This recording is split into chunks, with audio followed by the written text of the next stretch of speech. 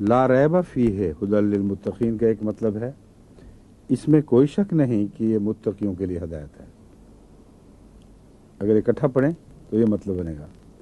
اگر ٹھہر کر پڑھیں تو وہی کتاب جس میں کوئی شک نہیں. فیہ ھدی للمتقین یوں بھی پڑھا جا سکتا ہے. اس میں ہدایت ہے مگر متقیوں کے لیے.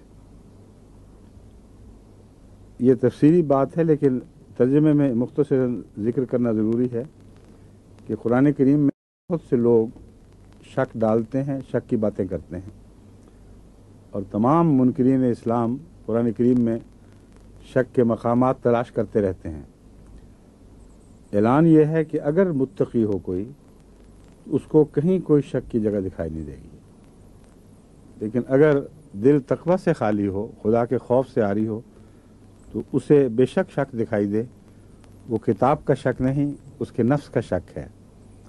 بس قرآن کریم میں جہاں کہیں بھی کسی پڑھنے والے کو کوئی شک معلوم ہو، اتنا ہی اس کا نفس قرآن کے معنی سے دور ہے. اس لیے اصلاح نفس کی ہونی چاہیے، نہ کہ قرآن کریم کی.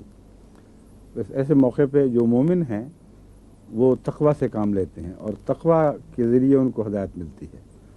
تقوی کا طریق یہ ہے کہ انسان خدا کے حضور سر تسلیم خم کر دے کہ اس میں کوئی شک نہیں، میرے نفس میں جو ریب پیدا ہوا ہے میں تجھ سے مدد چاہتا ہوں. پہلے ہی دعا مدد کی سکھائی جا چکی ہے کہ تو میرا شک دور فرما دے اور میری فطرت کو اور میری فہم کو عین قرآن کے مطابق کر دے.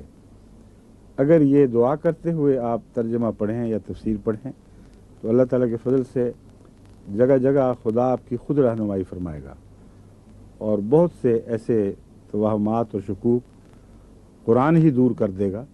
کسی اور کتاب میں جانے کی ضرورت نہیں ہے.